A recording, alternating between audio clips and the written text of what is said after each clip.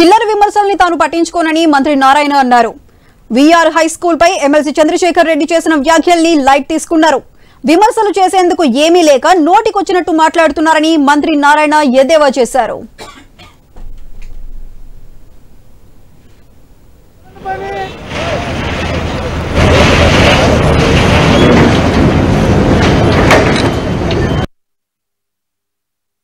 వాళ్ళకి నా మీద మాట్లాడటానికి ఏం లేదు. ఎందుకంటే ఆ స్కూల్ అంత అద్భుతంగా చేసాం.